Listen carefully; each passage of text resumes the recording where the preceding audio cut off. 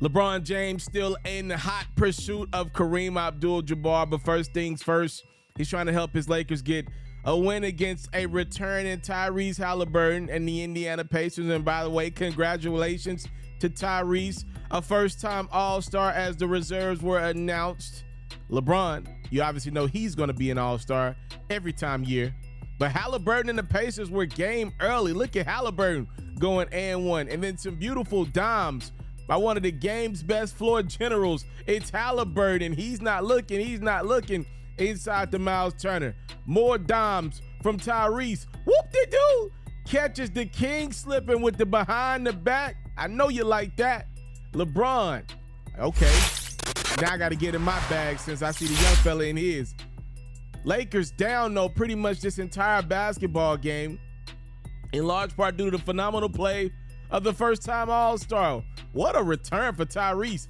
All-Star and big-time 26-12 game. Pacers are up 10 towards the end of the third. How about Isaiah Jackson? Just Dwight Howard in that one in. Fourth quarter, Lakers decide to make a game of it. It's Brody inside to LeBron. Beautiful seal, beautiful score. Lakers down by 5. Haliburton lining it up and knocking it down again for 3. Lakers not tied yet. No.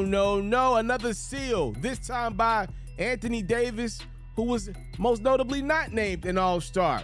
And then in transition, it's LeBron with 2:32 to go, giving the Lakers their first lead of the game. The King had 26, 7, and 7. Pacers need a bucket. They get one. Buddy Hield with the 3. Lakers now down a point, 34 seconds to go. They go to AD. 2 of his 31 points and 14 boards. Pacers need a bucket in the closing seconds to win this one. It's no good from Buddy. You probably want the ball in the hands of Haliburton. There was enough time for him to kind of operate and make something. It doesn't happen for Indiana, and they lose by a point, 112 to 111. I'm not mad at the coaches not voting Anthony Davis in the All-Star game. I'm not mad at it because I like that they're putting their foot down in favor of LeBron.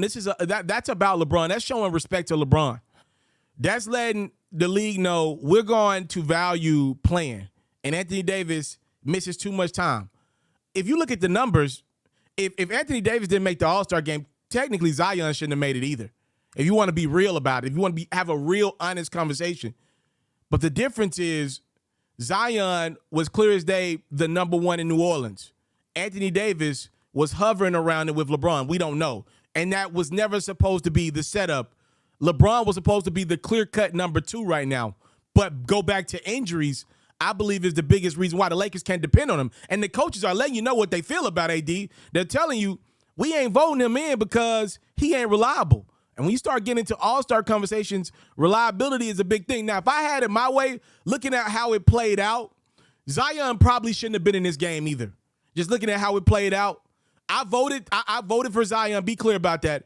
But I'm saying, if you look at how it ended up playing out, Zion probably shouldn't have been in the game if you're going to fault people for not, like Anthony Davis, Devin Booker both got faulted for missing significant time. Everybody's cluttered in the West, so you could justify anybody. Zion probably shouldn't have made it if Anthony Davis is not going to make it. Anthony Davis did have a really good stretch, but I think the coaches are telling you right now, we're tired of this. He's unreliable, and we need to keep our jobs. We need reliable assets, and Anthony Davis ain't one of them. I love the precedent that Anthony Davis not being named an All-Star makes. And he's already, after the game, he found out that he didn't make the All-Star game. He said his wife already texted him, asked him what they going to do, what vacation spot they going, during All-Star weekend. He can act like he doesn't care all he wants. But that is the reality of Anthony Davis's brand. Playing alongside LeBron James, the lights are on you at all times. And LeBron continues to remain healthy, and Anthony Davis does not. And it doesn't help that LeBron's 38, and the more he plays and about to pass by Kareem, the glaring weakness in the room is how much Anthony Davis doesn't play. So that's how Anthony Davis, he ended up not making the All-Star team only because he doesn't play enough. He should be a starter. He should have got the nod over Zion. Kawhi can make the same case. But the fact that these guys don't play enough, it's what's hurting them. And I love the fact that the the coaches struck back. They said, we're going to do the job that the fans didn't do. We're not going to vote AD in. And look at a guy like Tyrese Haliburton. He makes the game. He missed time too, right?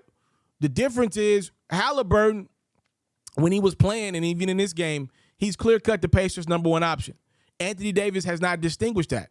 And I think a lot of the reason why he hadn't distinguished that is because the Lakers can't trust that he's going to be out there on the court.